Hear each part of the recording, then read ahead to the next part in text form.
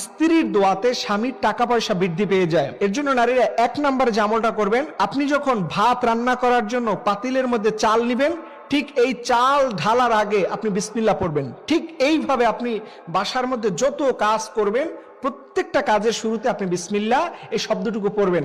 এটা হচ্ছে 1 নাম্বার। দ্বিতীয় নাম্বারে এই দোয়াটা আপনি বেশি পড়বেন, রব্বি জিদনি রিজকান হালালান তাইয়্যিবা, রব্বি জিদনি রিজকান হালালান তাইয়্যিবা।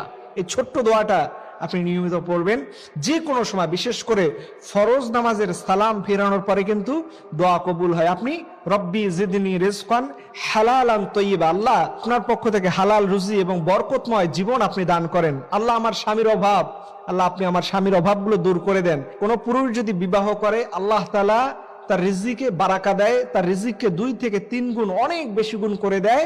কারণ অন্য বাড়ির যে মেয়েটা তার স্ত্রী হয়ে এসেছে, তার জন্য আল্লাহ তাআলা তার রিজিক তার স্বামীর ইনকামের মধ্যে দিয়ে দেয়। সর্বশেষ এবং 3 নাম্বার হচ্ছে আপনি বেশি পরিমাণে ইস্তেগফারের আমল করবেন এবং দরুদের আমল করবেন।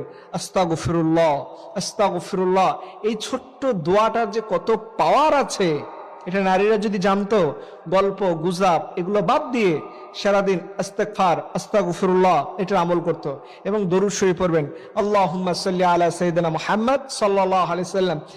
এই ছোট্ট 3টা কাজ করুন, বিশ্বাস করুন আমার মা এবং বোনরা, আপনি আপনার জীবনটাকে পরিবর্তন দেখতে পাবেন।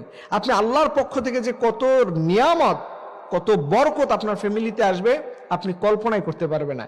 এবং সর্বশেষ আরেকটা বিষয় আপনাদের বলে দেই, একজন নারীর জীবনের সবচেয়ে বড় দায়িত্ব হচ্ছে ঘরের মধ্যে কোনো খাবার শেষ হয়ে গেলে স্বামীর কানে আগে বলার চাইতে আল্লাহর কাছে আপনি আগে বলবেন। এটা অনেক নারীরা করে না। ঘরে বাজার সদাই যখনই শেষ হয়ে যায়, তখন তারা স্বামীকে শুধু বলতে থাকে। আমি বলি না, আপনি অবশ্যই আল্লাহকে প্রথম বলবেন, আল্লাহ আমার ঘরে চাল নাই, আমার ঘরে ডাল নাই, লবণ নাই, আল্লাহ আপনি রিজিকের ফয়সালা করে দেন, আমার স্বামীর জন্য সহজ করে দেন। এরপরে সম্মানের সাথে আপনার স্বামীকে এই কথাটুকু বলবেন। দেখবেন আল্লাহকে যদি আপনি আগে বলে দিয়েছেন, আপনার স্বামী আপনাকে সাথে ঝাড়ি দিবে না, কষ্ট পাবে না, সে বলবে ইনশাল্লাহ দাও, আমি বাজার থেকে নিয়ে আসবো। এটাই হচ্ছে আল্লাহকে সবকিছু আগে বলতে হবে। রব্বুল আলামিন যেন আমাদের এই আল্লাহর দেয়া নিয়ামত কিভাবে নিতে হয়, কিভাবে চেয়ে নিতে হয়, এটার তৌফিক যেন আমাদের সবাইকে দান করে। সবাই বলুন আমিন।